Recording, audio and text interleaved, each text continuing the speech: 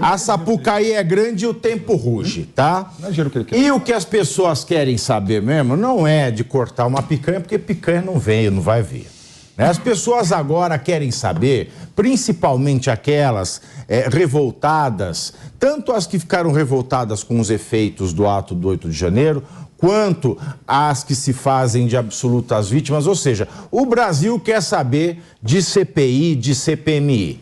A oposição anunciou, Deise e Carol, que conseguiu o número de assinaturas suficientes para instalar a CPMI, que é a Comissão Parlamentar Mista, ou seja, envolve Senado e Câmara de Inquérito, sobre os atos de 8 de janeiro. Mas o governo vê com desconfiança a possibilidade da investigação sair do papel.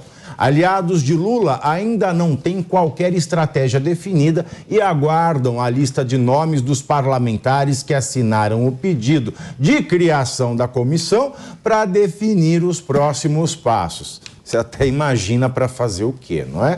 A base governista deve tentar reverter assinaturas de MDB e União Brasil, por exemplo, o que poderia inviabilizar a CPMI. O deputado federal André Fernandes, do PL, afirmou ter obtido a assinatura de 172 deputados e 32 senadores, o que já possibilita o protocolação não existe, meus queridos, do pedido. Lula é contra a abertura da investigação, alegando que o colegiado serviria apenas para criar tumulto e dar palco aos congressistas de direita. Eu vou ser bem direta em relação a isso. Assim, eu trabalhei em algumas CPIs, cobri outras, e aí acho que vai ser a primeira vez que eu concordo com o Lula. É só para dar palco. O que acontece no bastidor de uma CPI é que os congressistas sempre ficam se perguntando: cadê a imprensa? A imprensa já chegou? É só para isso. Nunca dá em nada, os relatórios são sempre extensos demais, inconclusivos. Então é só para o parlamentar que protocolou esse pedido aparecer e ganhar um pouquinho de mídia. Não vai dar em nada. CPI nunca dá em nada. Mas não é por isso que não tem que fazer, Deise. Acho que aí eu vou discordar de você, porque apesar de que a gente sabe que é complicado, vários temas acabam se expondo. O Pavinato sempre traz esse ponto aqui também. A CPI é importante, é uma comissão parlamentar, então vai ser uma discussão política em cima do assunto, mas ela é importante para expor temas que estariam, assim, escondidos, né, em um outro tipo de julgamento. Então ela é extremamente importante, sim. E a gente tem que lembrar que no início desse processo todo da abertura de CPI, tinha muitos congressistas do PT que estavam a favor, inclusive, da abertura, né?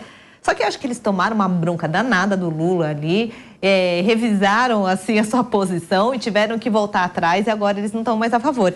Eu acho isso uma grande pena se não houver a abertura da CPI. Acho que tem sim, eu acho que eles estão lá para isso, o senador está lá para isso também. Tem que abrir, tem que expor o que aconteceu, até porque a BIM falou que avisou 2 dias antes que ia ter uma invasão ali em Brasília. Por que nada foi feito? Né? De quem que é a culpa? Então tem que abrir sim. Muito bem. Eu acho que tem que abrir também. Também tem que abrir. Primeiro? Não, é importante destacar o seguinte... Ele vai falar que a gente não deixa ele falar. Não, por favor. Que a CPI é um instrumento da minoria, né? Até que para instaurar uma CPI, você precisa de 1/3 apenas da Câmara ou 1/3 do Senado. Como é CPI da Câmara e do Senado, do Congresso Nacional, precisa ter 1/3 na Câmara e 1/3 no Senado. 1/3 na Câmara é 171 deputados federais, né? O número que você passou aqui é que tem 172 assinatura. Ou seja, a CPI não vai sair do papel, né? É fácil para o governo tirar 2 assinaturas, no caso da Câmara, né? E no caso do Senado é fácil do governo tirar 5 assinaturas, porque 32, né, precisa de 27 assinaturas, vai para...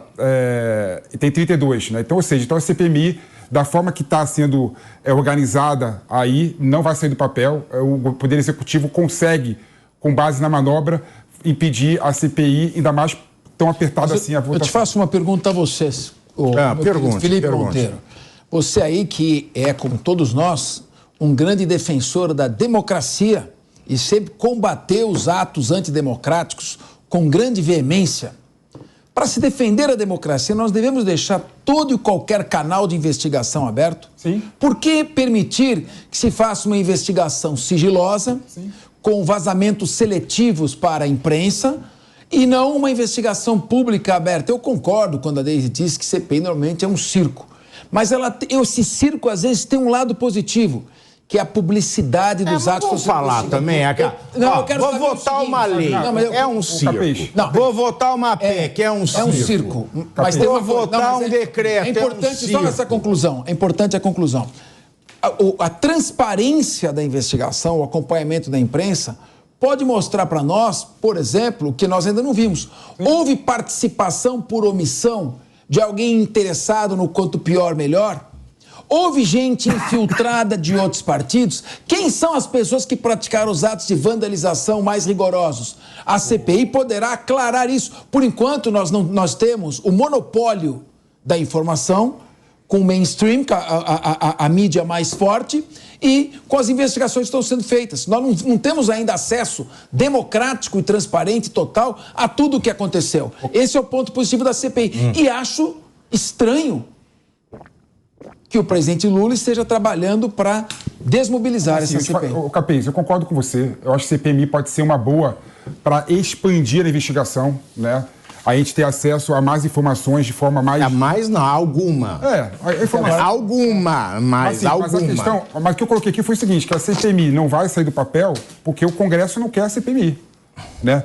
172 deputados só assinaram, precisando ter 171 deputados, significa que o Congresso não quer a CPI. Às vezes eles não assinam só para não se indispor ali com o governo também. E na hora... Ou vem a pastinha. Conhece as pastinhas? Exatamente. As pastinhas são senhoras que com roupas provocantes, né, muito colágeno, né, o busto sempre... Elas chegam assim, deputado, você... É verdade, tem as pastinhas. Deputado, você pode assinar isso? É verdade, deputado... Aqui, a caneta. Acontece muito disso. Isso quando o deputado não assina para depois poder receber uma ligação. Exato. Ela põe aqui. Aqui, ó. É aqui que você assina. É uma vergonha. É um circo. Brasília é um circo.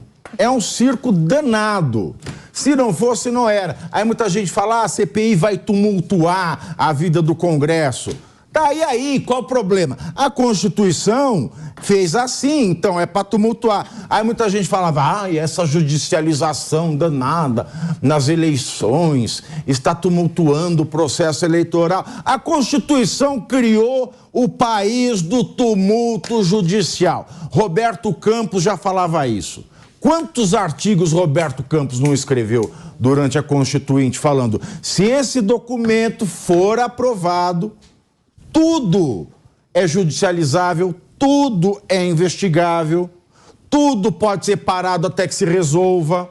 Se a Constituição ela fala que todo mundo tem dignidade, mas não tem uma lei que provoque, que garanta, que execute, ou seja, operacionalize a dignidade, você pode entrar no judiciário para o judiciário pedir para fazer a lei para operacionalizar aquilo.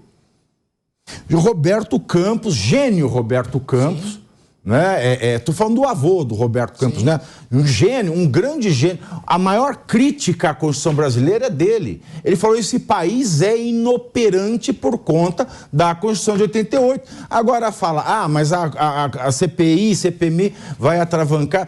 Tudo se atravanca aqui. É que horas a gente vê alguém falando assim, mas a lei, o princípio da justiça... Está na Constituição, meu amigo.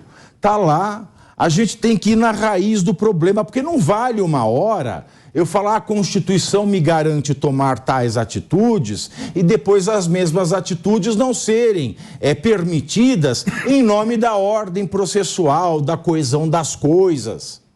A gente precisa pensar o Brasil.